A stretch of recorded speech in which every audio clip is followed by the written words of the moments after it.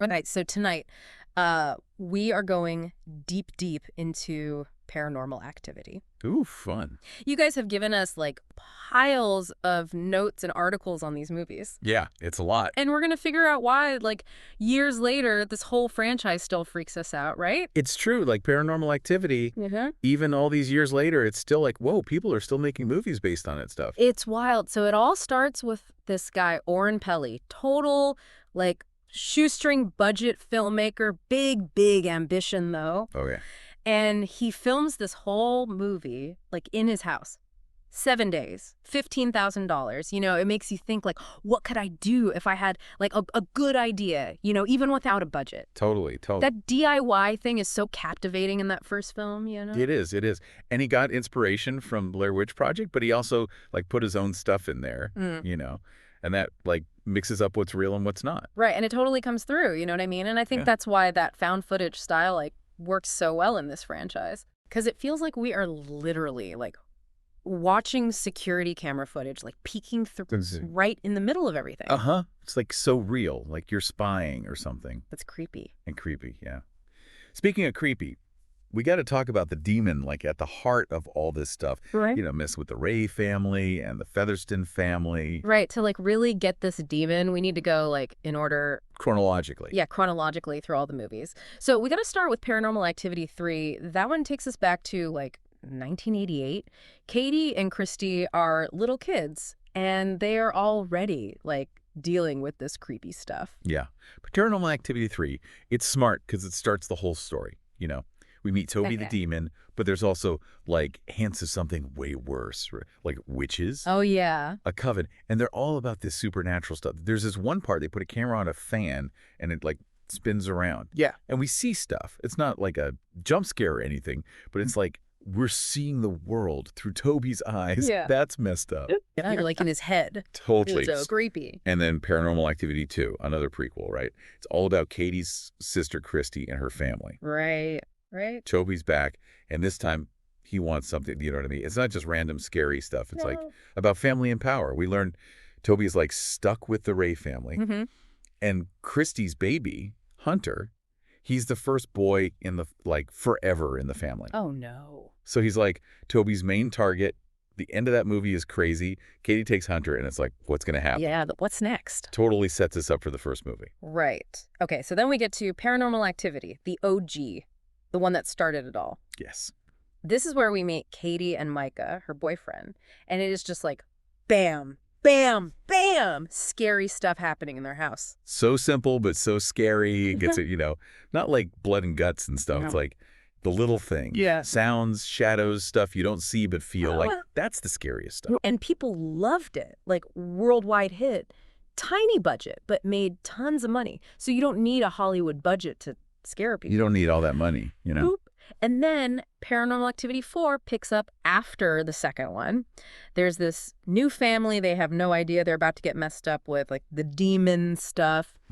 And Katie moves in next door. She's got Robbie with her, her adopted son. Right. So this one uses, like, the same stuff we've seen before, you know? But it shows us Toby's getting stronger. And he's got Katie under his thumb. Right. So it's, like, even scarier. And the haunting, it's, like, bigger now. You don't know what's real, what's Toby doing. Totally. And then, okay, Paranormal Activity, the marked ones. This one's interesting. It's like a spin-off, but it's really important to the whole story. Fully. We meet Jesse, a teenager. He's from this, like, Latino community, and he becomes Toby's target. Yeah, and it's not like a whole new thing, you know? Yeah. It actually, like, adds to the story. It does. There's time travel. Yeah. That links back to the first film. It's crazy. It's like the whole franchise is messed up with time. Yeah. And it's saying that Toby can get anyone, not just one family. Right. Not just bloodlines. Yeah. It's really smart how they did that. Yeah. Okay, so then there's Paranormal Activity, the Ghost Dimension. This one tries to show us everything, you know? Yeah. Like Toby's true form and what he wants. This one got people talking. Oh, yeah. Some people were like, finally, we know what he's about. You know? But some people like the mystery. Right, like leave it alone, right? Yeah, But I think it's interesting how the movies, like, play with how much they tell us. It's true. Some are all about, like, atmosphere and stuff, and then others are like, here's all the answers. Right, and that's what keeps us watching, right? That tension between what we see and what we don't see. Yeah, keeps you on the edge of your seat, literally.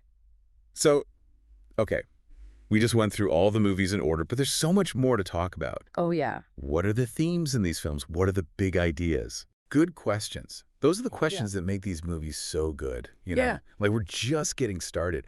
Watching these movies back to back, it's like they really get you thinking about, like, your own house. Totally. You know? Like, it's supposed to be safe. Yeah. But in these films, your house is like the opposite of safe. Right. It's like a battleground or something. And then you've got that whole family legacy thing, you know, like the sins of the past. That adds another layer. It does. It's like what your ancestors did can come back to haunt you. Like, you have no control over it. That's scary. It makes you think about, like, fate and destiny and all that. Like, can you really escape your past? Good question. And then there's, like, all the technology in these films.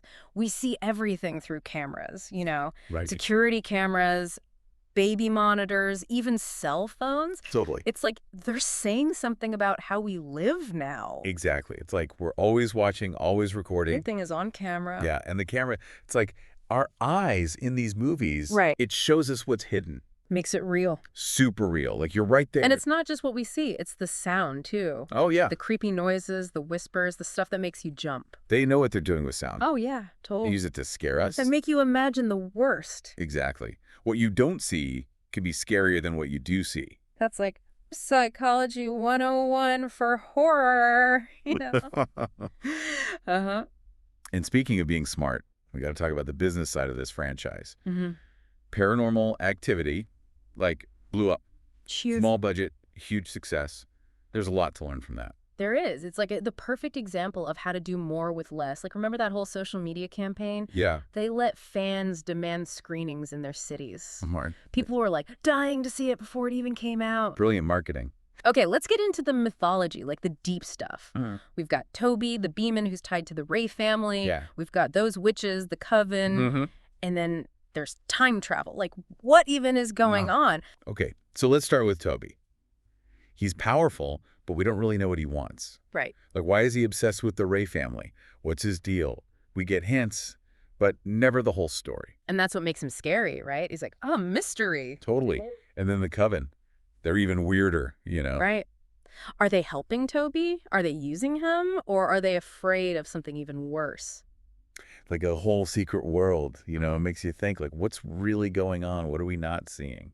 And then time travel, that just makes everything crazy. It's like these events were always going to happen. It doesn't matter what the characters do. Yeah, it makes you think about time, you know? Is it a line? Or a circle? The movies don't tell us.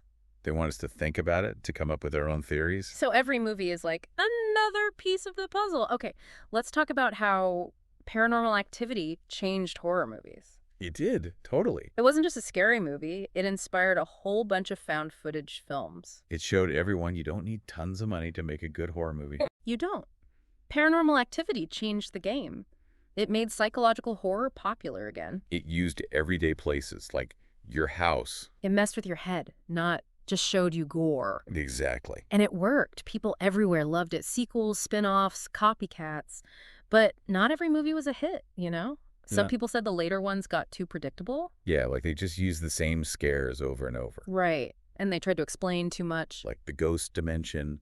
Some people didn't like that it showed Toby. Right. Like once you see the monster, it's not as scary. Exactly. But even with the not-so-good movies, Paranormal Activity had a huge impact on horror. Uh-huh.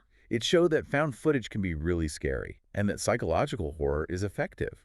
And it proved that a simple idea, like a haunted house, can tap into, like, universal fears. Totally. It reminds you that, like, there are things we can't explain. Yes. Things we can't control. And maybe we're not alone in the dark. Ooh, that's creepy. It makes you wonder, like, where does this franchise go from here? Right. What's next for Paranormal Activity? Next of Kin. You know, that one kind of felt like a fresh start. Yeah. Different location, new story. Maybe that's what they're going to do, like new beginnings for the series. I hope so. I want to see them, like, try new things, you know? Yeah. What about Paranormal Activity in a smart house? Ooh, that's good. The demon messing with Alexa and stuff. I like it. Or what about, like, a different country, you know? Different culture, different monsters. Right, like, expand the whole world. Exactly. So many ways to keep this going and still keep it scary. You could do a whole series on just Paranormal Activity ideas. Totally. And I think that's why people love these movies, you know? Yeah. They're not just scary, they make you think. Like, what do I believe? What am I afraid of? They remind us that, like, we don't know everything, you know? Right. There's stuff out there we can't explain. Stuff we can't control. And maybe, just maybe, we're not alone. Okay, I think it's time to wrap this up. Okay. But before we go, one last question for everyone listening. Hit us. If you were stuck in a Paranormal Activity movie, what would you do? Yeah, would you fight? Would you run? Would you just give up? Makes you think, right? What would I do? Thanks for coming along with us on this deep dive into paranormal activity. Hope you learned something. And maybe had a few chills along the way. Yeah, keep your eyes open out there. And leave the lights on tonight.